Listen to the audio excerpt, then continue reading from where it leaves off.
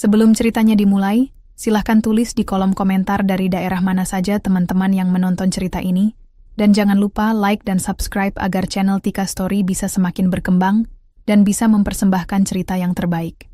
Dalam dunia yang seringkali memandang seseorang dari penampilan dan status sosial, masih banyak orang yang menyembunyikan jati diri mereka bukan karena takut atau malu, tapi karena ingin melihat siapa yang mencintai mereka dengan tulus. Inilah kisah tentang seorang wanita muda yang memilih menyamar menjadi gadis sederhana, jauh dari kilau kekayaan dan pengaruh besar keluarganya, demi mengejar cinta yang dia anggap murni. Perempuan itu bernama Dina. Ia adalah satu-satunya anak dari keluarga konglomerat yang memiliki jaringan perusahaan besar di dalam dan luar negeri. Namun, hidupnya jauh dari kesombongan. Sejak remaja, Dina sudah terbiasa hidup mandiri. Orang tuanya memang kaya raya, namun selalu mengajarkan untuk tidak menilai orang dari status atau kekayaan. Dina tumbuh menjadi pribadi yang rendah hati, sabar, dan cerdas. Ia diam-diam memimpin salah satu perusahaan besar milik keluarganya, meskipun namanya tidak pernah diumumkan secara publik. Sampai suatu hari, Dina bertemu dengan Raka, seorang pria tampan dan ambisius yang bekerja di perusahaan tersebut sebagai salah satu manajer muda. Raka berasal dari keluarga menengah ke atas, ibunya seorang janda kaya yang sangat menjunjung tinggi status sosial. Saat itu, Dina menyembunyikan identitas aslinya dan mengaku sebagai gadis sederhana dari daerah, dengan latar belakang orang tua yang sedang merantau menjadi buruh di luar negeri. Sikapnya yang lembut dan sederhana membuat Raka jatuh cinta. Tanpa banyak tanya tentang masa lalu Dina, Raka melamarnya dan membawanya ke rumah. Disinilah kisah rumit itu dimulai. Kehidupan rumah tangga yang Dina bayangkan akan tenang dan bahagia ternyata menjadi neraka diam-diam. Mertuanya, Bu Lestari, tidak pernah menerima keberadaan Dina. Wanita itu terus menganggap Dina hanyalah perempuan kampungan yang hanya numpang hidup dari anaknya. Dina dihina, direndahkan, dan sering dijadikan bahan olok-olokan di depan keluarga besar. Meski begitu, Dina tetap sabar dan berusaha menjadi menantu yang baik.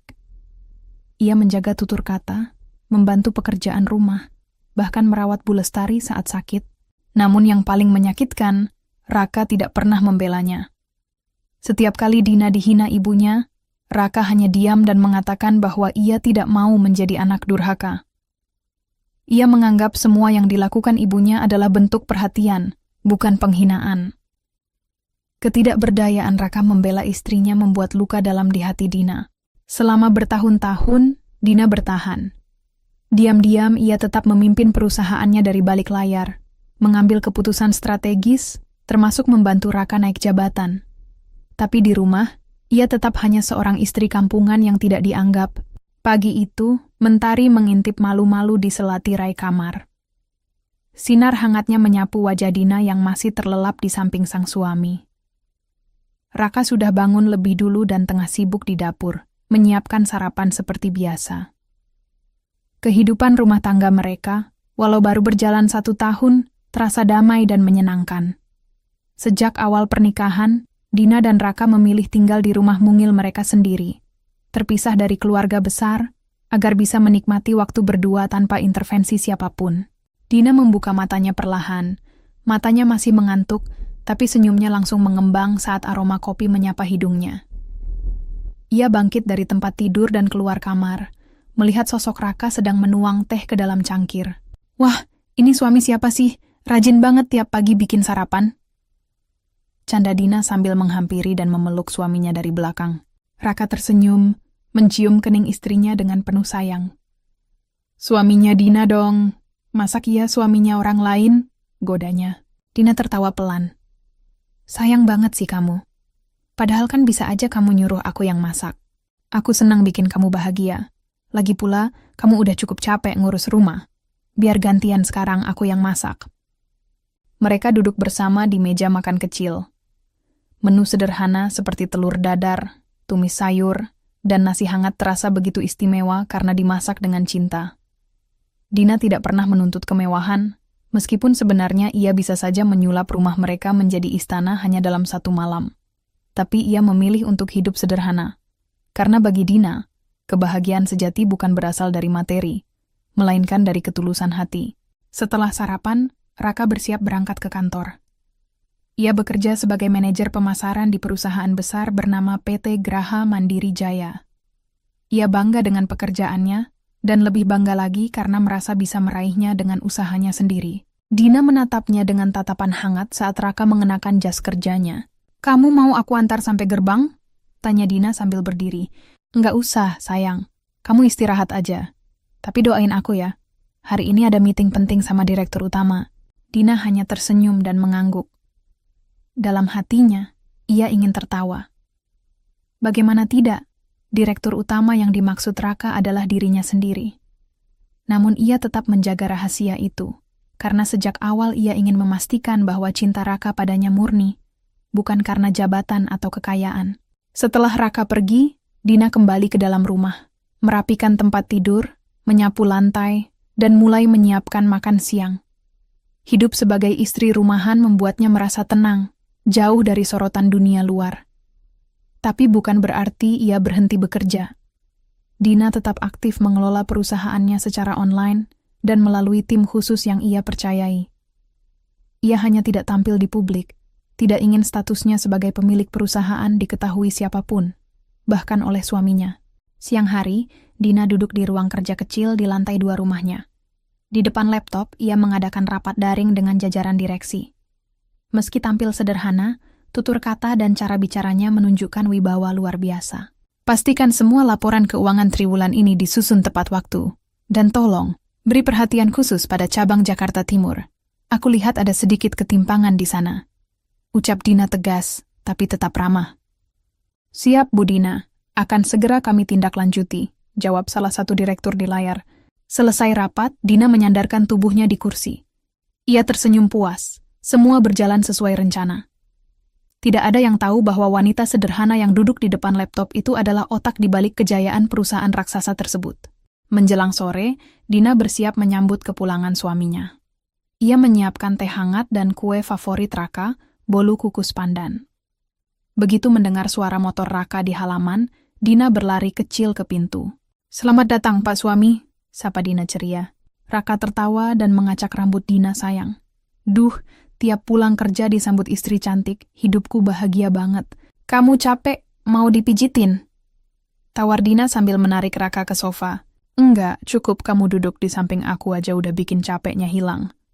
Malam itu mereka makan malam bersama, menonton film romantis, lalu tertidur dalam pelukan satu sama lain. Dunia terasa begitu hangat bagi mereka berdua. Tidak ada masalah, tidak ada konflik, hanya kebahagiaan yang mereka bangun bersama dari ketulusan cinta. Dina menatap wajah suaminya yang tertidur lelap. Dalam hati, ia berdoa semoga kebahagiaan ini bisa terus bertahan. Ia tahu tidak selamanya rahasianya bisa disimpan, tapi selama masih bisa menjaga, ia akan lakukan yang terbaik. Karena bagi Dina, cinta sejati hanya bisa dibuktikan saat seseorang mencintaimu tanpa tahu siapa kamu sebenarnya. Sudah hampir 1 tahun Dina dan Raka menikah. Rumah kecil mereka yang berada di pinggiran kota itu menjadi saksi bisu kebahagiaan yang setiap hari mereka rajut bersama. Dina merasa beruntung mendapatkan suami seperti Raka, penyayang, pekerja keras, dan selalu bersikap manis padanya. Namun, seperti kabut tipis yang perlahan menyelimuti pagi, sebuah atmosfer asing mulai terasa di sekeliling pernikahan mereka.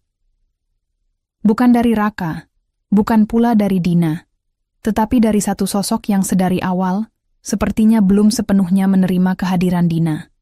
Ibu mertua, Bu Lestari. Kunjungan pertama setelah menikah terjadi ketika Bu Lestari datang menjenguk mereka. Raka memang mengundang ibunya untuk tinggal sementara, sekadar melepas rindu. Dina menyambut dengan hangat, mempersiapkan kamar tamu, dan memasak makanan kesukaan mertuanya yang diceritakan Raka sebelumnya. "Silakan, Bu. Ini kamar Ibu. Maaf kalau sederhana belum semewah rumah Ibu di kota," ucap Dina ramah sambil tersenyum. Bu Lestari hanya mengangguk pelan. Tatapannya menelusuri dinding rumah yang sederhana, lantai keramik yang biasa, dan sofa yang tak terlalu empuk.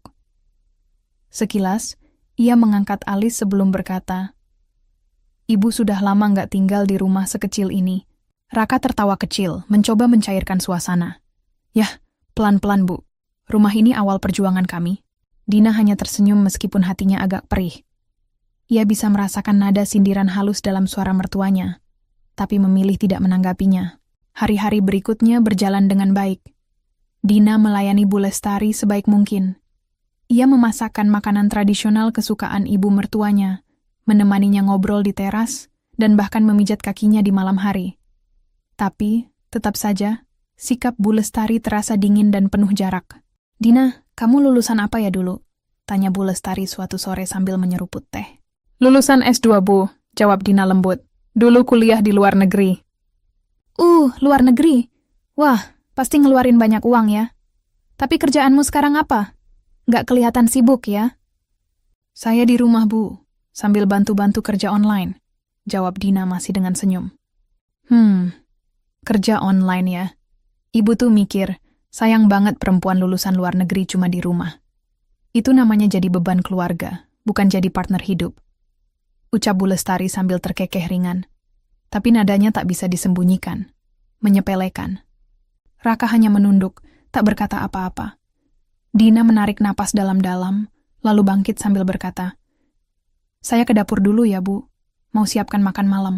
Ia pergi sambil tetap tersenyum, meski hatinya sedikit tergores.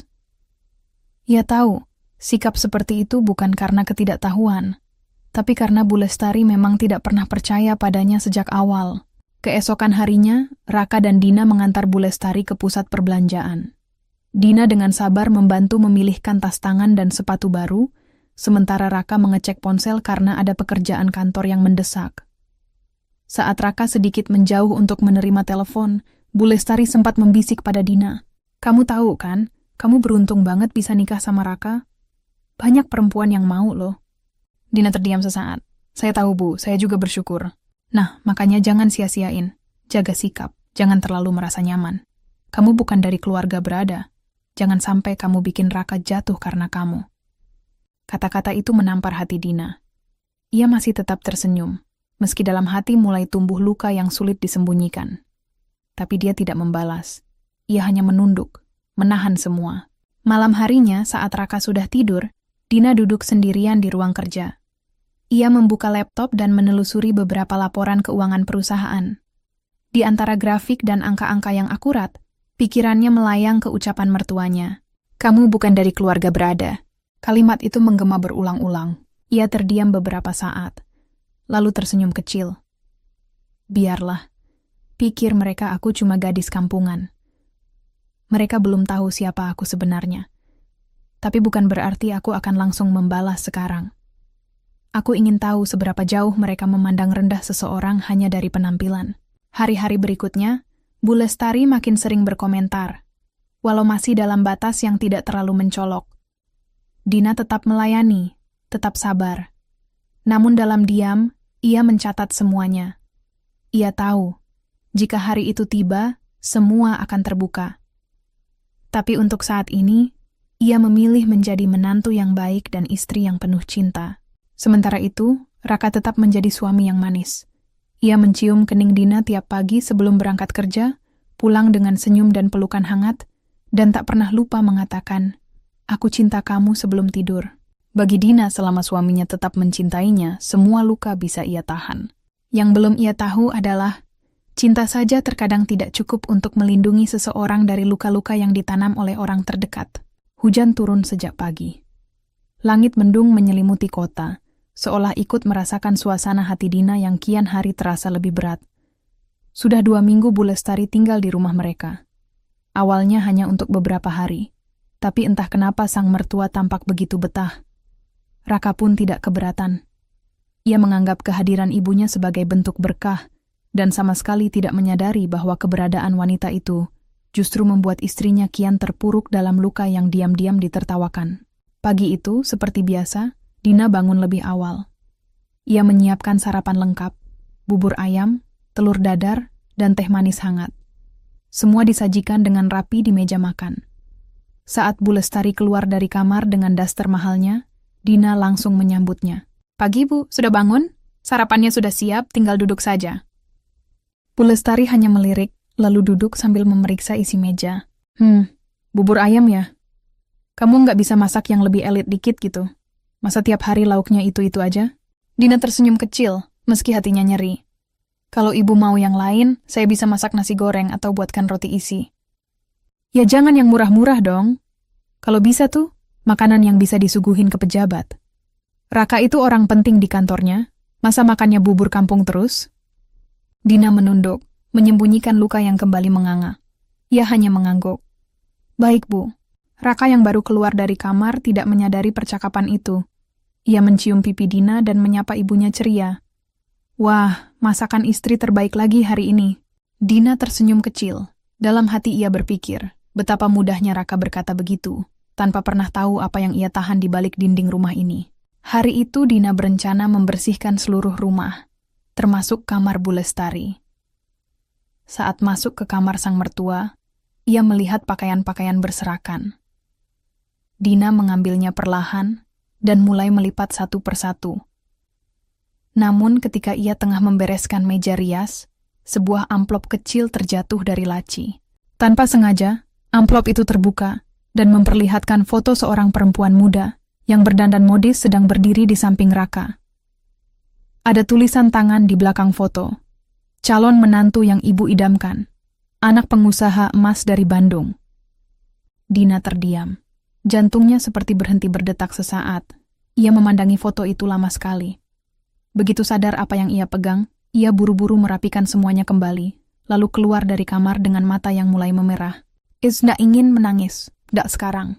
Sore harinya, Dina menyajikan kue basah di meja. Ia tahu Bu Lestari suka camilan tradisional. Saat Bu Lestari melihat meja saji, ia mengernyit. Kamu masih juga beli kue pasar gini, Dina? Ih, nanti tamu datang dikira kita nggak mampu. Saya yang buat sendiri, Bu, bukan beli, jawab Dina pelan. Makin parah. Kamu pikir kita butuh kamu masak beginian buat hemat? Raka kerja, uangnya cukup. Kamu tuh jangan merasa terlalu berjasa ya. Dina membeku di tempatnya. Hatinya terasa tercabik. Tapi ia tetap berdiri tegak, menatap mata mertuanya dengan tenang. Saya nggak merasa berjasa, Bu. Saya cuma ingin membantu dan membahagiakan keluarga. Bu Lestari tertawa kecil, nadanya sinis. Hah, keluarga? Kamu pikir kamu sudah cukup pantas disebut bagian dari keluarga ini? Latar belakang kamu aja nggak jelas. Orang tua kamu katanya buruh di luar negeri, itu pun nggak pernah kelihatan. Kamu yakin nggak ada yang kamu sembunyikan? Raka yang baru pulang dari kantor masuk ke ruang tamu dan mendengar ucapan itu. Dina menatapnya berharap ia akan bicara. Tapi seperti biasa, Raka hanya menatap ibunya, lalu memalingkan wajah dan duduk di sofa. Bu, jangan dibahas terus. Capek aku habis meeting. Katanya singkat, lalu membuka ponsel. Dina menatap Raka dalam diam. Hatinya seolah retak. Bukan karena hinaan mertuanya, tapi karena sikap suaminya yang seolah tak ingin tahu. Malam harinya, Dina duduk di depan laptop. Ia membuka folder pribadi yang selama ini ia sembunyikan bahkan dari Raka. Di sana ada data perusahaan, laporan tahunan, keputusan-keputusan penting yang ditandatanganinya, hingga dokumentasi kegiatan rapat direksi yang ia pimpin diam-diam secara online. Ia menatap semua itu satu persatu, lalu membuka file baru. Laporan khusus interaksi keluarga Raka. Ia mulai menulis. Bukan dengan dendam, tapi dengan kesadaran penuh bahwa semua ini akan menjadi bukti. Bukan hanya untuk membela diri, tapi untuk menegakkan harga diri. Malam itu ia menyimpan foto yang ditemukannya, mencatat perkataan Bu Lestari, dan menandai waktu serta tanggal kejadian. Ia menatap layar laptopnya sambil bergumam lirih. Kalian boleh menertawakanku sekarang, tapi suatu hari nanti kalian akan tahu siapa sebenarnya yang sedang kalian rendahkan. Hari Minggu itu, udara di rumah mungil Dina dan Raka terasa lebih panas dari biasanya. Bukan karena cuaca, tapi karena rumah mereka kedatangan tamu, keluarga besar dari pihak Raka. Ada tante-tante, sepupu-sepupu, hingga adik ipar yang datang dengan suara keras dan tawa nyaring. Dina menyambut semuanya dengan ramah, meskipun di balik senyumnya, ada rasa gugup dan cemas yang perlahan merayap. Ini bukan kali pertama mereka datang, namun setiap kali berkumpul, Dina selalu merasa seperti orang asing. Mereka semua tampak satu frekuensi, berbicara tentang liburan mewah, perhiasan mahal, tas bermerek, dan mobil sport. Sementara Dina hanya duduk diam di antara mereka, sesekali menanggapi seadanya, lalu kembali fokus menyajikan makanan dan memastikan semua kebutuhan tamu terpenuhi. Dina, katanya kamu dulu kuliah di luar negeri ya? Tanya salah satu sepupu Raka, seorang wanita berparas cantik yang berdandan berlebihan, bernama Putri. Iya Put, jawab Dina singkat. Luar negeri mana sih? Malaysia? Singapura? Atau cuma kursus gitu? London, jawab Dina lembut. Putri terdiam sejenak, tampak terkejut tapi cepat kembali tersenyum. Wah, hebat ya. Tapi kenapa sekarang kamu malah di rumah aja? Sayang banget ilmunya nggak dipakai. Emang itu sih yang bikin aku bingung, sahut Tante Raka yang lain, sambil menyisip teh. Zaman sekarang perempuan pintar itu ya kerja, punya penghasilan sendiri, bukan nganggur di rumah sambil nungguin suami pulang. Dina menunduk, tersenyum pahit. Ia ingin menjelaskan, tapi ia tahu semua itu percuma. Mereka sudah membentuk opini dari awal, hanya berdasarkan penampilannya. Dina tak punya tas bermerek, tak pakai perhiasan mencolok, dan tak pernah bicara soal uang. Jadi mereka anggap ia tak punya apa-apa. Sebenarnya, Kak Raka tuh bisa dapat yang lebih dari Dina, ucap adik sepupu lain dengan nada berbisik, tapi cukup keras untuk terdengar. Dulu aku kira dia bakal nikah sama anak pengusaha yang diundang waktu acara kantor. Ternyata malah nikah sama... Ya begini. Ruangan itu dipenuhi tawa. Dina hanya tersenyum sambil mengangkat nampan berisi kue untuk kembali ke dapur. Hatinya menjerit, tapi wajahnya tetap tenang. Dari balik dapur, ia mendengar suara ibu mertuanya tertawa bersama para tamu. Kalian tahu nggak, aku sampai malu waktu awal-awal mereka nikah. Dina datang ke rumah pakai sandal jepit. Kukira itu pembantu, kata Bu Lestari disambut tawa pecah semua orang. Dina berdiri mematung di belakang pintu dapur. Dadanya sesak, matanya memanas. Tapi ia menggigit bibir, menahan air mata yang ingin jatuh. Bukan karena malu, tapi karena dipermalukan oleh orang-orang yang seharusnya menjadi keluarga. Malamnya, setelah tamu pulang, Dina membersihkan rumah seorang diri. Raka hanya duduk di sofa, memainkan ponselnya sambil sesekali menguap. Sayang, maaf ya. Keluarga tadi agak bawel, kata Raka tanpa menatap Dina. Dina menoleh sejenak. Agak bawel? Mereka menghinaku, Raka. Di depanmu, di depan semua orang. Raka mengangkat bahu. Kamu jangan terlalu sensitif, Din. Mereka cuma bercanda. Orang zaman sekarang tuh memang gitu. Dina terdiam. Untuk pertama kalinya, ia merasa kecewa sedalam itu pada suaminya. Ia tahu Raka bukan pria jahat, tapi ia juga bukan pria yang berani berdiri membela kebenaran saat itu menyangkut orang tuanya atau keluarganya sendiri. Raka, kamu tahu nggak? Selama ini aku diam bukan karena aku lemah. Aku cuman nggak mau merusak hubungan. Tapi kalau kamu terus diam juga, aku makin sendirian. Raka menoleh akhirnya, mengerutkan dahi. Kamu ngomong apa sih? Kita ini baik-baik aja kok. Udahlah, jangan dibesar-besarkan. Lagian, kamu tuh harusnya bersyukur. Ibu mau tinggal di rumah kita aja udah baik. Biasanya dia pilih-pilih tempat. Dina tersenyum pahit. Ia tahu, mulai saat ini, ia tidak bisa lagi bergantung pada Raka. Mungkin selama ini ia berharap Raka akan sadar dan membelanya. Tapi kenyataannya, Raka lebih takut dianggap durhaka ketimbang berdiri untuk istrinya sendiri. Keesokan harinya, Dina kembali membuka laptop di ruang kerjanya. Ia mulai mengumpulkan file baru. Kali ini bukan hanya catatan kejadian dan ucapan yang ia terima, tapi juga rekaman dari kamera kecil yang diam-diam ia pasang di beberapa sudut rumah. Ia menyimpan semua bukti perlakuan buruk yang diterimanya. Ia tidak ingin membalas dengan kemarahan. Ia ingin membalas dengan kebenaran dan kekuatan yang selama ini ia sembunyikan. Setelah selesai menulis laporan untuk direksi, ia menghubungi sekretaris utamanya. Mbak Tari, tolong jadwalkan inspeksi mendadak ke kantor pusat minggu depan. Saya ingin hadir langsung, tapi jangan beritahu siapapun dulu. Dan tolong, siapkan seluruh petinggi untuk rapat bersama. Saya ingin pastikan semuanya berjalan sesuai arahan. Sekretarisnya menjawab cepat. Baik, Bu Dina. Saya atur sesuai jadwal Ibu. Dina menatap layar laptopnya lama. Hari itu, ia sadar. Ia tidak akan selamanya diam. Dan ketika waktunya tiba, semua orang yang meremehkannya akan tahu bahwa gadis yang mereka hina dan anggap kampungan ini ternyata adalah pemilik kekuasaan yang selama ini menopang hidup mereka. Pagi itu, langit cerah tanpa awan. Dina berdiri di dapur, mengenakan baju sederhana bermotif bunga kecil, dan mengikat rambutnya dengan pita kain polos. Ia terlihat seperti ibu rumah tangga biasa, tapi di tangannya kini ada sesuatu yang istimewa, sebuah kotak makan besar berisi makanan favorit Raka. Ayam teriyaki buatan tangan Dina, lengkap dengan sup jagung dan salad kesukaan suaminya. Hari itu, Dina mengambil keputusan yang sudah lama ia tunda.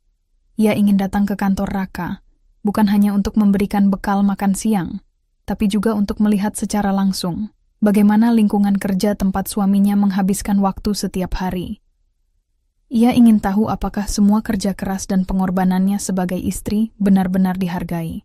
Ia mengemudi sendiri menuju gedung megah PT Graha Mandiri Jaya, perusahaan tempat Raka bekerja. Di balik senyum dan penampilannya yang sederhana, tak seorang pun tahu bahwa Dina, perempuan bertampang kalem dengan sepatu flat dan tas jinjing biasa, adalah pemilik sebenarnya dari perusahaan itu. Sejak awal, identitasnya dijaga ketat oleh para petinggi, sesuai keinginan pribadi Dina yang ingin memimpin dari balik layar. Begitu sampai, Dina sempat ragu untuk masuk. Tapi setelah menarik napas panjang, ia melangkah mantap ke dalam lobi perusahaan. Resepsionis menyambutnya dengan senyum sopan. "Selamat siang, bisa saya bantu?" "Saya ingin mengantarkan makan siang untuk suami saya. Namanya Raka. Dia manajer pemasaran," jawab Dina ramah. Resepsionis mengangguk, lalu memanggil salah satu staf untuk menemani Dina ke lantai tempat Raka bekerja. Namun saat lift terbuka di lantai 5, suasana seketika berubah. Dari kejauhan, terdengar suara keras seorang wanita yang sangat familiar di telinga Dina. "Berhenti kamu di situ." Semua orang di lantai itu langsung menoleh.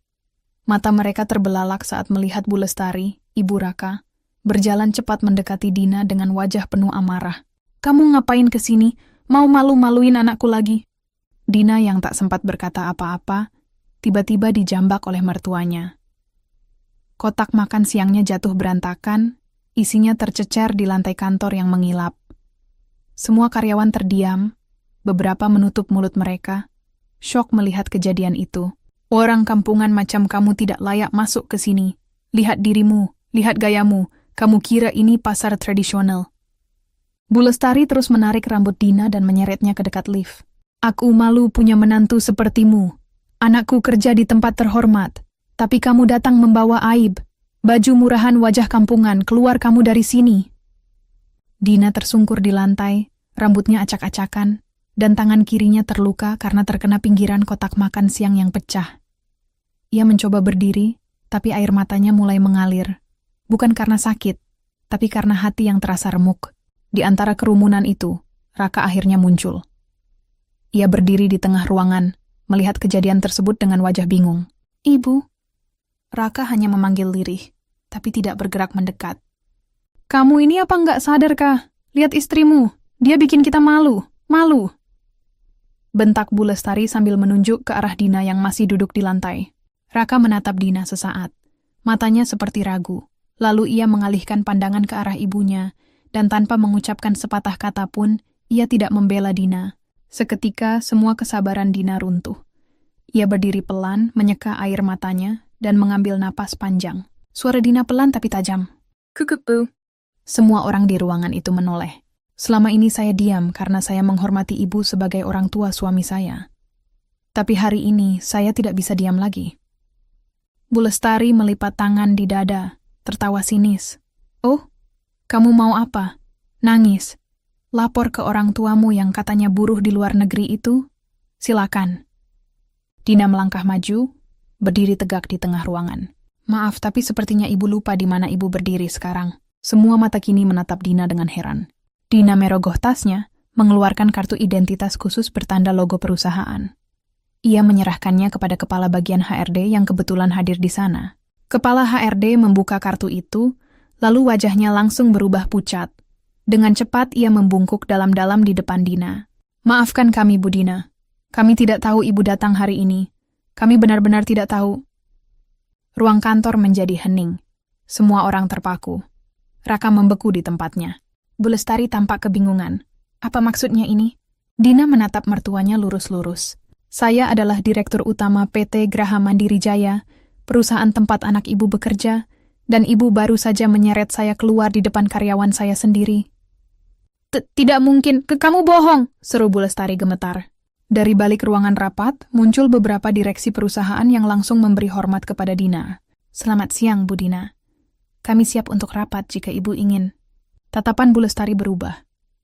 Wajahnya memucat, tubuhnya limbung. Ia menoleh ke Raka yang hanya bisa berdiri kaku. Raka, kamu tahu soal ini? Raka menggeleng pelan. Mulutnya terbuka, tapi tak ada suara yang keluar. Dina menarik napas, lalu berkata dengan nada tenang namun tegas. Saya juga yang memutuskan promosi Raka selama ini. Saya ingin tahu sejauh mana dia bisa tumbuh. Tapi ternyata, dia lebih memilih diam saat istrinya dihina. Dina menatap Raka dalam-dalam. Mulai hari ini saya berhenti bersabar. Ia lalu menoleh ke seluruh ruangan. Saya ingin seluruh departemen tahu. Semua yang melihat perlakuan tidak manusiawi ini akan dilibatkan dalam evaluasi etika kerja. Dan untuk ibu, Dina menatap mertuanya yang kini menangis dan memohon. Maaf Bu, saya sudah cukup bersabar. Mulai sekarang saya akan mengambil alih hidup saya sepenuhnya. Suasana ruang rapat eksekutif di lantai tertinggi gedung PT Graha Mandiri Jaya masih menyisakan ketegangan. Kejadian di lantai 5 tadi pagi menyebar dengan cepat seperti api menyambar ilalang kering. Seluruh karyawan kini tahu, wanita yang selama ini mereka kira hanyalah istri sederhana dari manajer pemasaran, ternyata adalah pemilik dan direktur utama perusahaan tempat mereka bekerja. Dan kini, semua mata tertuju pada satu pertanyaan. Apa yang akan dilakukan Bu Dina selanjutnya? Sore itu, Dina berdiri di balkon ruangan kantornya, memandangi gedung-gedung tinggi di kejauhan. Angin sore berhembus pelan, menyibakkan rambutnya yang dibiarkan terurai. Di belakangnya, Raka berdiri, diam, bingung, dan gelisah. Dina, aku minta maaf. Dina tak langsung menoleh. Aku nggak tahu harus gimana saat kejadian itu. Ibu, dia emosional, kamu tahu sendiri. Dina akhirnya menatap suaminya. Tatapannya datar, tanpa amarah, tapi juga tanpa kasih yang biasa terpancar darinya. Emosional bukan alasan untuk menjambak istri orang dan menyeretnya di depan umum Raka. Apalagi jika suaminya hanya berdiri dan menonton. Raka menunduk. Aku cuman bingung harus bersikap seperti apa. Aku nggak nyangka ibu bakal bertindak sejauh itu. Justru disitulah masalahnya. Kamu nggak pernah nyangka, nggak pernah bersikap, dan nggak pernah membela. Suasana hening sejenak. Selama ini aku sudah tutup mata. Aku pikir cinta cukup untuk menahan semuanya. Tapi ternyata aku salah. Din, tolong, jangan begini. Aku masih cinta kamu. Aku mohon, beri aku kesempatan. Aku janji akan berubah. Dina tersenyum samar. Kalau aku bukan pemilik perusahaan ini, apakah kamu akan tetap minta kesempatan? Raka terdiam. Pertanyaan itu seperti palu besar yang menghantam nuraninya. Dina melanjutkan. Suaranya tetap lembut tapi tak tergoyahkan.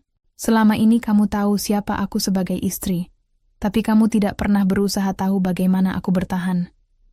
Kamu biarkan ibumu menghina aku, meremehkanku, bahkan di depan umum. Dan kamu tidak pernah berdiri untukku. Air mata menggenang di mata Raka. Aku salah, Din. Tapi kita bisa perbaiki semuanya. Kita bisa mulai dari awal. Kita tinggalkan semua ini. Kamu nggak perlu. Dina mengangkat tangan menghentikannya. Raka, kita sudah selesai. Raka menatap istrinya, matanya penuh panik. Aku sudah siapkan surat cerai. Dan mulai besok, kamu tidak lagi menjabat sebagai manajer di perusahaan ini. Akses kerjamu akan ditutup dan semua fasilitas dihentikan. Dina! Raka berseru, hampir histeris. Tapi Dina tak gentar. Aku tidak akan membiarkan orang yang membiarkan istrinya diinjak-injak, memegang jabatan penting di perusahaanku. Jadi segampang itu. Kamu mau hancurin hidupku? Dina menatapnya lurus-lurus. Kamu yang memulai. Aku hanya menyelesaikan. Keesokan harinya, surat cerai dikirimkan melalui pengacara pribadi Dina ke rumah keluarga Raka. Bersamaan dengan itu, surat pemecatan resmi untuk Raka dan surat peringatan terhadap semua pihak yang terlibat dalam kejadian penghinaan kemarin juga diedarkan. Bu Lestari histeris saat membacanya. Ia membanting surat itu ke lantai. Dia tidak bisa melakukan ini. Dia hanya menantu, anak kampung, pendatang. Ini tidak adil. Namun dunia tidak peduli pada jeritan wanita yang dulunya merasa paling tinggi derajatnya. Dalam waktu singkat, kartu kredit keluarga Raka yang dibiayai oleh perusahaan dibekukan. Akses rekening bersama Raka yang ternyata selama ini Dina diam-diam kontrol penuh, diblokir. Raka yang mengira semua kekayaannya hasil jerih payahnya, kini sadar. Semuanya berasal dari istri yang selama ini ia diamkan saat dihina. Dan seperti bom waktu, kebohongan yang mereka bangun selama ini mulai runtuh satu persatu. 3 bulan kemudian, Raka dan ibunya kini tinggal di rumah kontrakan kecil di pinggiran kota. Rumah mewah yang dulu mereka tinggali sudah disita oleh bank karena tunggakan pinjaman. Mobil dijual, perabot mewah hilang satu persatu. Dan pekerjaan, tak satu pun perusahaan besar yang berani merekrut Raka karena reputasinya sudah tercoreng dalam industri. Sementara itu, Dina kembali hidup tenang. Ia pindah ke rumah utama milik keluarganya, sebuah villa megah di kawasan elit, dikelilingi taman dan kolam tenang. Ia kembali memimpin perusahaan secara terbuka. Media mulai mengenalnya sebagai salah satu pengusaha wanita paling berpengaruh di negeri ini. Tapi ia tetap rendah hati, tetap tampil sederhana, dan tetap bekerja tanpa henti. Bagi publik, kisahnya adalah inspirasi. Tapi bagi Raka dan Bu Lestari, kisah itu adalah tamparan paling keras dalam hidup mereka. Suatu malam, di rumah kontrakan yang remang-remang, Raka duduk termenung di depan televisi rusak. Di sampingnya, Bu Lestari meringkuk dalam selimut tipis, menggigil. "Kak, kira-kira dia mau maafin kita nggak ya?" Suara Bu Lestari gemetar. Raka tidak menjawab. Ia hanya menatap kosong ke lantai. Hatinya dipenuhi penyesalan, tapi semuanya sudah terlambat. Di layar televisi ada liputan khusus. Dina Wibisana, wanita muda sukses pemilik Graha Mandiri Jaya, akan mendirikan yayasan untuk perempuan teraniaya. Raka menatap wajah mantan istrinya di layar. Wajah itu dulu menunduk di depannya. Kini, berdiri tegak, dalam sorotan dan kehormatan. Ia tak bisa berkata apa-apa, hanya bisa menangis, dalam diam. 1 tahun telah berlalu sejak kejadian yang mengguncang perusahaan Graha Mandiri Jaya, sekaligus menghancurkan 2 kehidupan yang pernah begitu sombong, menginjak-injak harga diri seorang perempuan. Waktu berjalan cepat, namun luka yang dulu dalam perlahan berubah menjadi kekuatan yang luar biasa. Dina kini dikenal luas oleh publik. Wajahnya kerap muncul di layar televisi dan halaman depan majalah bisnis. Tapi berbeda dari pengusaha muda kebanyakan, Dina tampil tanpa glamor, tanpa gaya mencolok, dan tetap bersahaja. Justru itulah yang membuat banyak orang menaruh simpati dan rasa hormat padanya. Hari itu, sebuah konferensi besar bertajuk Perempuan Berdaya, Bangsa Kuat digelar di Jakarta Convention Center. Ribuan peserta hadir, mulai dari aktivis sosial, tokoh pemerintahan, pengusaha wanita, hingga mahasiswa. Sorak tepuk tangan membahana saat nama Dina Wibisana disebut sebagai pembicara utama. Dina melangkah ke panggung dengan setelan jas putih sederhana dan jilbab abu-abu lembut.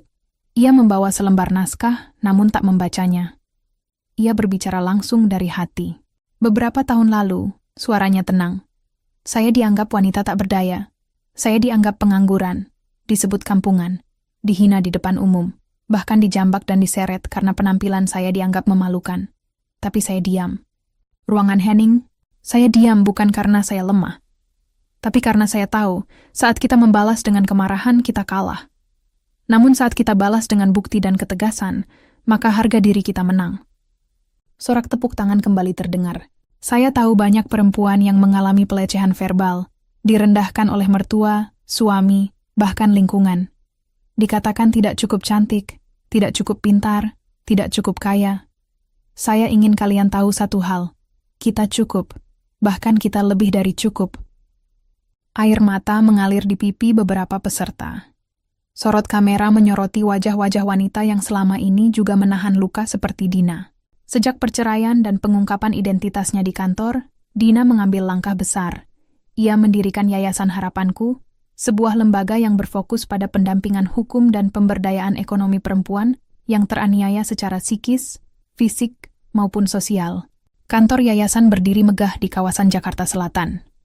Dina tidak hanya menjadi pendonor utama, tetapi juga turun langsung memberi pelatihan dan motivasi kepada para korban. Ia membuka pelatihan keuangan, menjalin kerjasama dengan UMKM, dan membuka akses pendidikan gratis bagi ibu rumah tangga dan janda korban KDRT. Setiap minggu ia menyempatkan diri datang dan berbicara dari hati ke hati. Saya pernah tidur dalam tangis. Saya pernah makan sambil menangis. Tapi saya berdiri lagi. Kalian pun bisa. Begitu katanya pada suatu sesi sharing bersama para wanita korban penindasan. Di sisi lain kota, Raka dan Bu Lestari hidup dalam keterbatasan yang makin memuncak. Rumah kontrakan yang mereka tempati kini penuh tunggakan. Raka gagal mendapatkan pekerjaan tetap. CV-nya dibuang perusahaan-perusahaan besar karena latar belakang kasus etik yang viral. Bu Lestari sering sakit.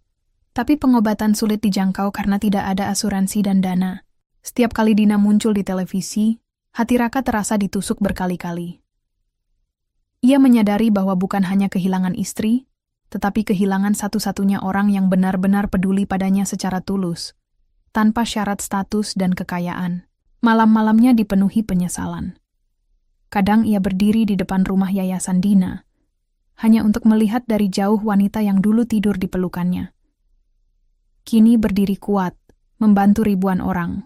Raka pernah mencoba menemui Dina secara langsung. Ia datang ke gedung yayasan, menunggu di luar gerbang sambil membawa surat tangan penuh permintaan maaf. Namun petugas keamanan menghampirinya dengan sopan.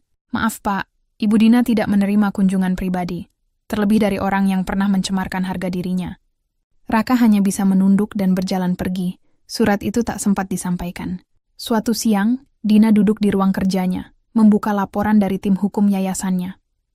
Di salah satu lembar, ada laporan seorang perempuan muda, istri dari pria kaya, yang sering dihina mertua karena dianggap tak selevel. Dina membaca kisah itu dengan penuh perhatian, dan hatinya tercekat. Ia tahu rasa itu. Rasa sakit karena diremehkan, rasa hampa karena orang yang dicintai tak melindungi. Ia mengetik balasan. "Teruslah kuat. Dunia sering menilai perempuan dari penampilan dan status. Tapi kita bisa buktikan bahwa kekuatan perempuan tidak diukur dari baju yang dikenakan, tapi dari luka yang mampu ia sembuhkan sendiri." Dalam sebuah wawancara di televisi nasional, wartawan bertanya, "Bu Dina, apakah Anda masih menyimpan dendam kepada mantan suami dan mertuanya?" Dina tersenyum tenang. "Tidak. Saya tidak dendam. Saya hanya tidak ingin mereka berada di sisi saya lagi. Saya tidak membenci, tapi saya tidak lupa. Luka saya terlalu dalam untuk kembali membuka pintu yang dulu hanya berisi penghinaan." Wartawan itu melanjutkan, "Lalu, apa pesan Anda untuk perempuan-perempuan yang sedang berada di posisi seperti Anda dulu?" Jawaban Dina membuat jutaan penonton terdiam. "Jangan pernah biarkan orang lain mendefinisikan siapa kamu. Jadilah perempuan yang tidak hanya sabar, tapi juga tahu kapan harus berdiri. Karena wanita itu tidak pernah lemah. Dia hanya memilih untuk kuat, dengan elegan." Di balik ketenangan wajahnya dan kelembutan tutur katanya, Dina menyimpan kecerdasan bisnis dan ketajaman hukum yang jarang diketahui orang luar. Sejak awal, ia bukan hanya seorang pengusaha muda pewaris keluarga konglomerat, tetapi juga lulusan hukum korporat dari salah satu universitas ternama di London. Setelah namanya kembali dikenal publik sebagai pemilik sah Graha Mandiri Jaya, Dina mulai membuka laporan internal perusahaan yang selama ini jarang disentuhnya secara langsung. Ia membaca satu persatu laporan keuangan, transaksi mencurigakan, dan struktur pemegang saham anak perusahaan. Dan di sanalah ia menemukan sesuatu. Nama Bayu Pratama, adik kandung Raka, tercantum dalam daftar pemegang saham fiktif dari sebuah perusahaan rekanan. Perusahaan itu ternyata menyuplai alat-alat kebutuhan kantor dengan harga jauh lebih mahal dari pasaran, memanfaatkan celah jaringan dan koneksi internal yang dibentuk sejak Raka menjabat sebagai manajer pemasaran. Dina segera menyusun tim audit internal. Tak sampai seminggu, hasil investigasi keluar. Praktik markup, penggelapan dana pengadaan, dan konflik kepentingan telah terjadi selama lebih dari 2 tahun. Dan lebih mengejutkan lagi, sebagian dana itu juga dialirkan ke rekening pribadi Bu Lestari, yang ternyata ikut menjadi komisaris bayangan di perusahaan milik Bayu. Dina tidak meledak marah. Ia hanya tersenyum kecil sambil menutup laporan itu. "Kita main cantik saja." Langkah pertama yang ia ambil adalah memutus kontrak sepihak terhadap perusahaan Bayu dengan alasan pelanggaran kode etik dan tindak korupsi internal. Kontrak senilai miliaran rupiah itu langsung dihentikan. Perusahaan milik Bayu goyah dalam hitungan hari karena hampir 70% pemasukannya berasal dari proyek bersama Graha Mandiri Jaya. Langkah kedua, Dina menggandeng firma hukum ternama untuk menindaklanjuti temuan audit sebagai kasus pidana korupsi dan pencucian uang. Surat pemanggilan dari kejaksaan mulai dikirim ke alamat rumah Bayu dan Bu Lestari. Dan langkah terakhir, yang paling halus tapi paling mematikan, adalah mengatur agar semua koneksi bisnis Bayu yang terdaftar dalam jaringan pengadaan kantor diberi notifikasi bahwa perusahaan mereka sedang dalam investigasi. Dalam dunia bisnis, label sedang diaudit karena dugaan korupsi lebih menakutkan dari apapun. Dalam waktu 1 bulan, perusahaan milik Bayu gulung tikar. Kabar ini sampai ke telinga Raka dan Bu Lestari seperti badai di tengah malam. Mereka tidak punya kekuatan lagi untuk membela diri. Raka yang kini bekerja serabutan sebagai freelance marketing tak bisa berbuat apa-apa. Semua kliennya memutus hubungan begitu tahu kasus yang menimpa adiknya dan ibunya. Sementara Bu Lestari kini hidup dalam tekanan mental yang begitu berat. Orang-orang yang dulu mengaguminya kini memalingkan muka. Tetangga menjauh. Keluarga besar mencibir. Ia tak lagi bisa berjalan tegak seperti dulu. Sekarang hanya terkurung di dalam kamar, dihantui rasa malu dan rasa bersalah yang menumpuk. Raka akhirnya memberanikan diri untuk sekali lagi menghubungi Dina. Bukan untuk meminta rujuk, tapi sekadar meminta penangguhan proses hukum terhadap adiknya. Namun ketika ia sampai di depan kantor Dina, ia hanya diberi sepucuk surat oleh asisten pribadi Dina. Surat itu tertulis, "Saya tidak membalas dengan amarah, Raka. Tapi saya juga tidak tinggal diam ketika keluarga saya dijadikan tempat bermain kotor. Apa yang kamu dan keluargamu alami hari ini adalah hasil dari apa yang kalian tabur bertahun-tahun. Saya hanya membantu semesta mempercepat panennya." Dina Wibisana, Raka membaca surat itu berkali-kali, duduk di bangku taman depan kantor, seperti orang kehilangan jiwa. Ia tak lagi bisa menangis. Yang tersisa hanya penyesalan dan rasa sakit yang tak bisa dihapus oleh waktu. Sementara itu, Dina terus melangkah maju. Ia memperluas jangkauan yayasannya ke beberapa kota besar. Ia membentuk unit hukum gratis untuk membantu perempuan korban, perceraian tak adil, pelecehan, dan kekerasan rumah tangga. Ia memberi modal usaha bagi perempuan yang ingin mandiri secara ekonomi. Dan yang paling fenomenal, ia meluncurkan platform digital bernama Suaraku, sebuah aplikasi pelaporan kekerasan dalam rumah tangga dan diskriminasi berbasis gender yang terhubung langsung dengan pendamping hukum. Platform itu viral dalam hitungan minggu. Dina diwawancarai oleh stasiun televisi internasional. Banyak menyebutnya sebagai simbol balas dendam paling elegan di Asia. Namun bagi Dina ini bukan soal balas dendam, ini soal memulihkan martabat. Dalam satu wawancara eksklusif, Dina ditanya, apa rasanya melihat orang-orang yang dulu menyakiti ibu kini jatuh sedalam-dalamnya? Dina tersenyum pelan. Saya tidak senang mereka menderita. Tapi saya lega bahwa keadilan akhirnya menempatkan mereka di tempat yang pantas. Hidup ini bukan soal membalas dendam dengan kehancuran, tapi tentang menyembuhkan luka dengan kekuatan yang tak tergoyahkan. Wartawan itu terdiam sejenak sebelum melanjutkan. Apa ibu akan memaafkan mereka suatu hari nanti? Jawaban Dina tenang dan menohok. Saya sudah memaafkan, tapi saya tidak akan pernah mengulangi kesalahan dengan memberi mereka tempat di hati saya lagi. Angin malam menyusup melalui celah-celah dinding rumah kontrakan tua di pinggiran Jakarta itu. Dinding yang dulunya dicat krem kini mengelupas, kusam, dan lembab. Di dalamnya, seorang lelaki duduk membungkuk di atas lantai semen dingin. Itu Raka, dulu manajer pemasaran di perusahaan besar. Kini bahkan tak sanggup membayar sewa bulanan rumah kontrakannya. Di sudut ruangan yang lain, terbaring sosok renta yang dulu angkuh dan berkuasa, Bu Lestari. Tubuhnya yang dulu gemuk kini kurus dan rapuh. Sakit lambung yang selama ini ia abaikan kini memburuk. Nafasnya sering pendek-pendek dan wajahnya tampak pucat. Malam itu suara hujan mengguyur atap rumah membuat suasana semakin sunyi dan menyesakkan. "Kak," suara Bu Lestari lemah. Raka menoleh. "Apa kita terlalu jahat pada Dina dulu ya?" Raka tak menjawab. Matanya menatap kosong ke dinding. Sudah ratusan kali pertanyaan itu ia ulang dalam hati. Sudah ribuan kali bayangan wajah Dina datang dalam tidurnya, baik sebagai istri yang dulu tersenyum lembut, maupun sebagai sosok dingin yang menghukumnya dengan keadilan. Dia mungkin sudah melupakan kita, lanjut Bu Lestari. Suaranya mulai parau. Tapi kenapa aku belum bisa melupakan semua kesalahan kita? Raka menunduk. Dalam hati, ia tahu, dunia mungkin memaafkan, tapi kenangan tidak pernah benar-benar hilang. Hari demi hari berjalan seperti hukuman tak bertepi. Raka bekerja serabutan, kadang ojek online, kadang kuli angkut barang di pasar. Tapi tubuhnya lelah, dan pikirannya jauh lebih letih.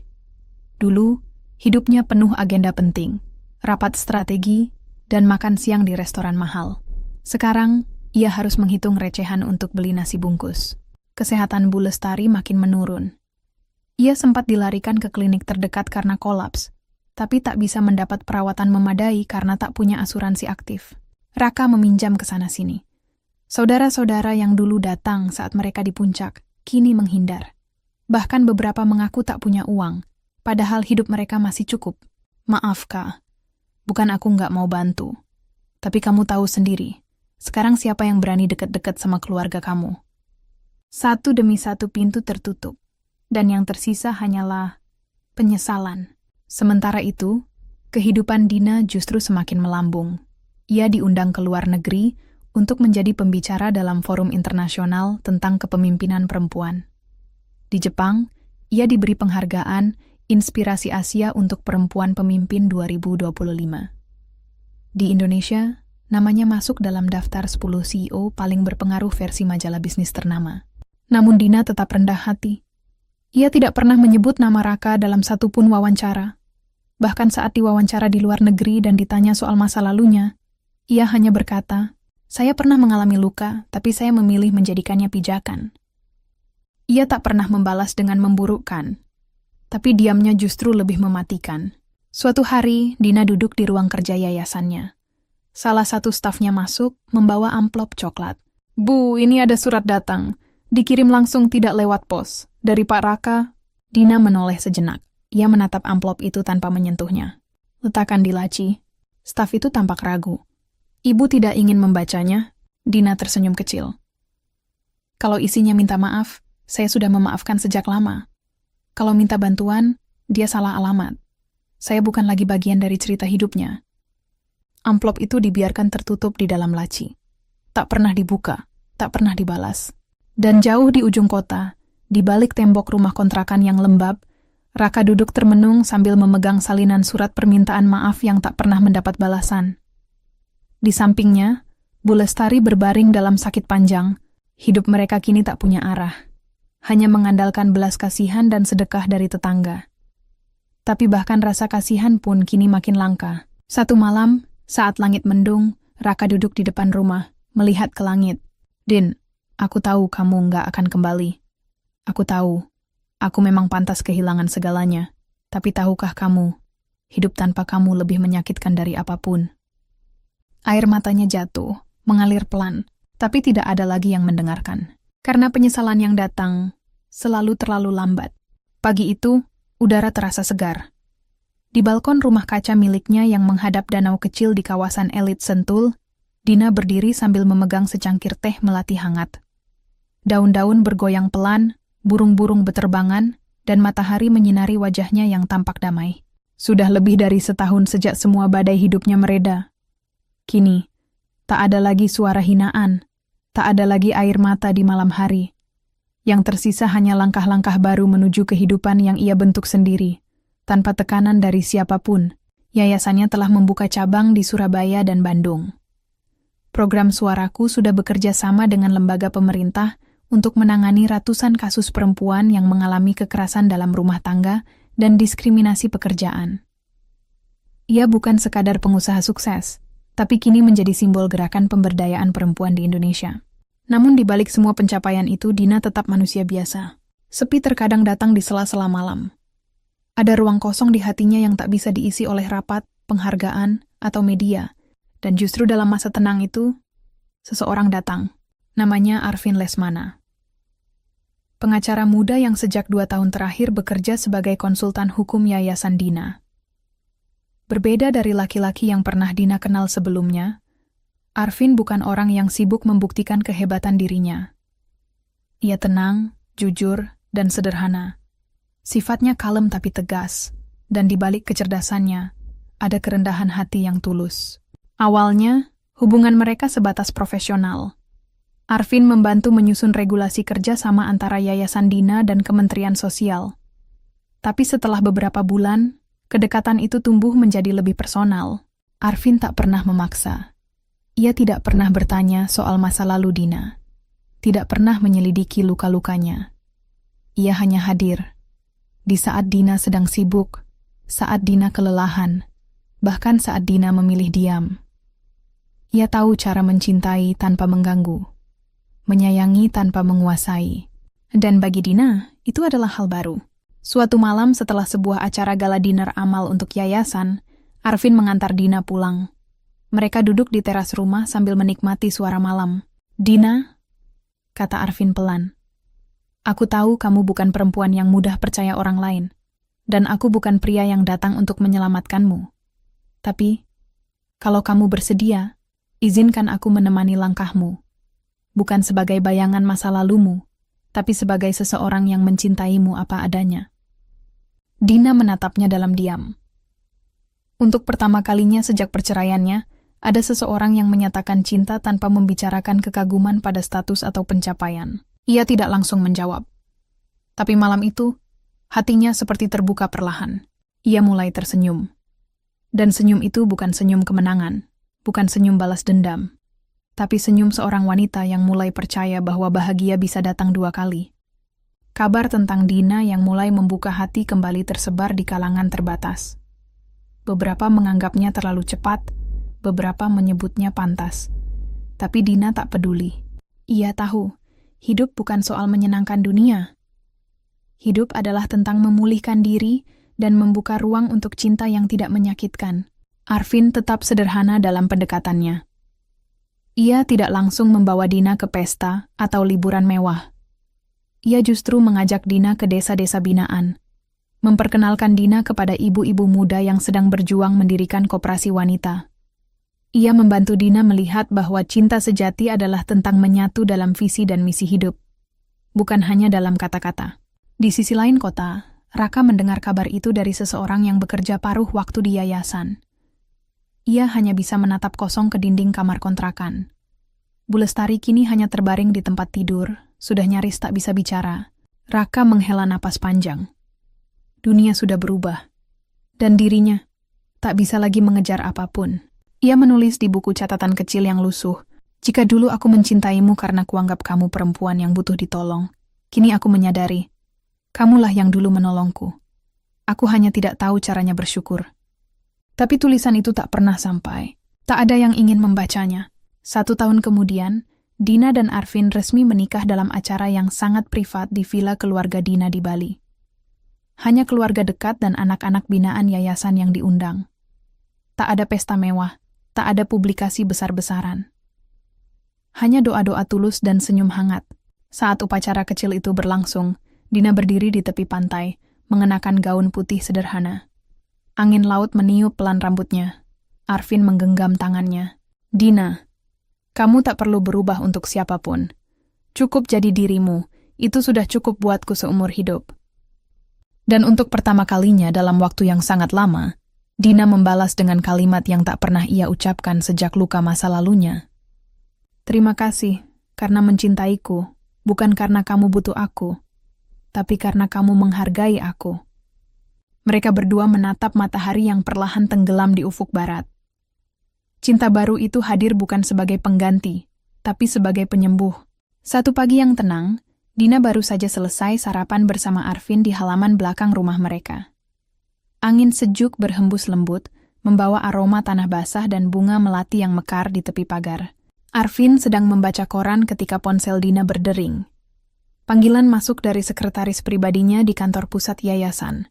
"Ibu Dina," suara wanita di seberang sana terdengar ragu. "Ada seorang pria bernama Raka datang ke kantor. Ia tidak masuk, hanya menitipkan sebuah surat." Dina terdiam. Ia mengatakan, "Surat itu dari ibunya, Bu Lestari. Katanya, ini permintaan terakhir dari beliau sebelum meninggal dunia beberapa hari lalu." Dina menghela napas pelan. Perasaan aneh menjalar di dadanya. Bukan marah, bukan sedih. Hanya hening. Terima kasih, tolong kirimkan surat itu ke rumah. Malam harinya, Dina duduk sendirian di ruang baca. Cahaya lampu temaram menerangi amplop putih polos yang diletakkan di atas meja. Tangan Dina gemetar ringan saat membukanya. Surat itu ditulis tangan, dengan tulisan yang tak lagi rapi. Di atasnya tertulis, "Untuk Dina. Dari Lestari, Dina. Jika surat ini kau baca, itu berarti aku sudah tiada. Aku tidak tahu apakah aku layak disebut manusia, setelah semua yang kulakukan padamu. Aku mempermalukanmu. Aku menghina asal-usulmu. Aku menjambak rambutmu di depan umum. Aku menjatuhkan harga dirimu hanya karena kamu tampil sederhana. Aku dulu terlalu sombong, terlalu sibuk menjaga gengsi, terlalu buta oleh status dan penampilan. Aku pikir aku sedang melindungi anakku, tapi ternyata aku merusaknya. Kamu adalah wanita paling kuat yang pernah aku kenal, tapi dulu aku tidak bisa melihatnya karena aku terlalu sibuk menilaimu dari kulit luarnya. Saat aku terbaring di ranjang sakit, aku menonton wawancaramu di televisi. Aku menangis, bukan karena kamu sukses, tapi karena aku sadar. Aku adalah luka yang kamu sembuhkan dengan kekuatanmu sendiri. Dina, dari dasar hatiku, aku minta maaf. Maaf karena membuatmu merasa tidak dihargai. Maaf karena aku tidak pernah menganggapmu cukup baik. Maaf karena aku tidak menjadi ibu mertua yang kamu layak dapatkan. Aku tidak meminta kamu datang ke makamku atau menghapus semua yang terjadi. Tapi kalau hatimu sudah cukup kuat, tolong maafkan aku. Dengan segala penyesalan dan cinta yang tidak pernah sempat kutunjukkan, Lestari. Surat itu tergeletak di pangkuan Dina. Matanya berkaca-kaca. Ia tidak menangis. Tapi hatinya serasa ditarik ke masa-masa di mana ia berdiri di dapur rumah mertua, menerima makian sambil menggenggam piring kotor dengan tangan gemetar. Kini, wanita yang dulu membuatnya merasa begitu kecil, justru meminta maaf dalam kelemahan terakhirnya. Arvin masuk perlahan melihat Dina duduk terdiam. Surat dari beliau, tanyanya pelan. Dina mengangguk, lalu menyerahkannya. Arvin membacanya tanpa berkata apa-apa. Setelah selesai, ia duduk di sebelah Dina, menggenggam tangannya. Kalau kamu ingin ke makamnya, aku akan menemani. Dina menoleh, menatap mata suaminya yang tenang. Aku tidak tahu. Aku tidak membenci beliau, tapi aku juga tidak tahu apakah aku bisa menghapus rasa sakit yang dulu terlalu dalam. Arvin tersenyum. Kamu tidak harus menghapusnya. Kamu hanya perlu mengakuinya, lalu berjalan melewatinya. Bukan untuk dia, tapi untuk kamu sendiri. 2 minggu kemudian, Dina berdiri di depan sebuah nisan sederhana bertuliskan, Lestari Dewi Prameswari, ibu, istri, dan manusia biasa. Ia membawa bunga melati putih. Di sampingnya, Arvin berdiri diam, membiarkan istrinya memproses semuanya dengan caranya sendiri. Dina menatap nisan itu. Hatinya tenang. Tidak ada dendam yang tersisa. Hanya perasaan bahwa hidup memang penuh ironi. Orang yang paling menyakitimu, terkadang adalah orang yang paling ingin dicintaimu, tapi tidak tahu caranya. Ibu, ucapnya lirih. Saya memaafkan ibu. Tapi saya juga berterima kasih. Karena semua luka yang ibu berikan, justru membentuk saya menjadi perempuan yang jauh lebih kuat dari yang pernah saya bayangkan. Ia menaruh bunga itu pelan di atas tanah basah, lalu berdiri, membenahi kerudungnya. Semoga ibu tenang. Kemudian ia melangkah pergi. Malam itu, Dina menulis di buku jurnal pribadinya. Kadang, orang menyakitimu bukan karena kamu buruk, tapi karena mereka tak mampu melihat kebaikanmu di balik kesederhanaan. Hari ini, aku tidak lagi menoleh ke belakang dengan marah, tapi juga tidak akan pernah berjalan kembali ke sana. Aku memilih untuk hidup, mencintai, dan memaafkan. Bukan karena mereka pantas dimaafkan, tapi karena aku layak untuk bebas. Dina berdiri di atas panggung besar di Ballroom Hotel Ritz, Jakarta. Acara malam itu bertajuk 100 perempuan paling berpengaruh di Asia Tenggara. Dina menjadi tamu kehormatan, dan sorotan kamera nasional maupun internasional terarah padanya. Gaunnya sederhana, berwarna biru lembut dengan aksen perak di pinggir lengan. Tidak mencolok, tapi anggun. Bukan kemewahan yang membuat semua mata tertuju padanya, tapi kehadirannya, yang memancarkan kekuatan, kebijaksanaan, dan martabat. Suaranya terdengar lantang dan jelas saat ia berbicara. Saya bukan dilahirkan dalam lingkungan yang serba sulit. Saya terlahir dari keluarga yang berada. Tapi hidup memberi saya pelajaran paling berharga. Bukan saat saya kaya, melainkan saat saya dianggap tidak berharga. Dulu, saya menyamar jadi gadis sederhana. Bukan karena ingin main-main, tapi karena saya ingin tahu siapa yang mencintai saya karena saya, dan bukan karena apa yang saya miliki. Saya pernah dihina, dijambak, diseret keluar dari tempat yang sebenarnya saya bangun sendiri. Tapi saya memilih tidak membalas dengan emosi. Saya membalas dengan kebangkitan. Dan hari ini, saya berdiri di sini. Bukan sebagai istri siapa, bukan sebagai anak siapa, bukan sebagai bayang-bayang siapapun. Saya berdiri sebagai saya, seorang perempuan yang tahu nilainya. Sorak tepuk tangan membahana.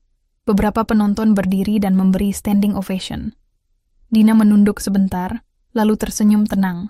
Di rumahnya malam itu, setelah acara, Dina duduk berdua bersama Arvin di taman belakang. Bintang-bintang bertaburan di langit, dan suara jangkrik mengisi keheningan malam. "Dina," ucap Arvin pelan. "Malam ini kamu menyentuh hati banyak orang. Tapi kamu tahu, yang paling kamu sentuh adalah dirimu sendiri." Dina tertawa kecil. "Aku tidak pernah menyangka aku akan sampai sejauh ini. Dulu aku hanya ingin dihormati sebagai istri. Sekarang, aku dihormati karena siapa diriku." Arvin menatap istrinya penuh kagum. "Kamu tidak hanya membangun hidupmu kembali, tapi juga membangun hidup banyak orang." Dan memang benar. Di bawah kepemimpinan Dina, perusahaan Geraha Mandiri Jaya kini punya program inklusi sosial dan pengembangan karier perempuan. Dina juga membangun universitas swasta bernama Universitas Daya, fokus pada pemberdayaan perempuan, teknologi, dan kewirausahaan. Yayasan Harapanku telah membantu lebih dari 10.000 perempuan bangkit dari kekerasan dan kemiskinan. Beberapa dari mereka kini menjadi mentor untuk yang lain. Jejak kebaikan Dina menyebar seperti riak ombak di danau, pelan, tapi meluas. Dina tidak pernah lagi bertemu Raka. Tapi ia mendengar dari kabar tidak resmi, bahwa Raka kini mengurus warung kecil di pinggiran kota bersama seorang anak muda mantan binaan yayasan. Raka menjalani hidup sederhana dan sering terlihat mengajarkan anak-anak mengaji di masjid kecil di dekat rumahnya. Dina tak pernah mengirim bantuan, tapi ia mengirimkan diam-diam 1 paket sembako ke alamat warung itu tiap bulan, tanpa nama pengirim. Bukan karena masih peduli, tapi karena ia tahu, dendam tidak akan pernah membuat seseorang menang. Yang membuatmu menang adalah memilih untuk tetap berbuat baik, bahkan pada orang yang menyakitimu. Suatu siang, Dina berjalan ke ruang belajar anak-anak binaan di yayasan. Di dinding, terpajang puluhan foto dan testimoni dari perempuan-perempuan tangguh. Salah satu remaja putri, namanya Rania, bertanya polos, "Bu Dina, kenapa ibu tidak pernah cerita soal suami ibu dulu?" Dina tersenyum. "Karena tidak semua masa lalu harus dijadikan cerita. Beberapa cukup dijadikan pelajaran. Dan beberapa cukup dijadikan bukti bahwa kita pernah bangkit." Rania mengangguk. "Jadi ibu tidak benci sama dia?" "Tidak. Karena jika aku membencinya, berarti dia masih punya kuasa atas hidupku. Dan aku sudah mengambil kuasa itu kembali." Anak-anak tertawa kagum. Rania menatap Dina seperti menatap pahlawan. Dan memang, di mata banyak orang, Dina bukan hanya penyintas, ia adalah pemenang. Tahun berikutnya, Dina menulis buku berjudul Kepala Tegak, Perjalanan Perempuan Menemukan Dirinya Sendiri. Buku itu jadi bestseller di Asia Tenggara dan diterjemahkan ke dalam 6 bahasa. Dalam kata pengantarnya, Dina menulis, "Cerita ini adalah tentang seorang perempuan yang pernah diinjak-injak oleh orang yang seharusnya melindunginya. Tapi ia memilih untuk berdiri, berjalan, dan berlari.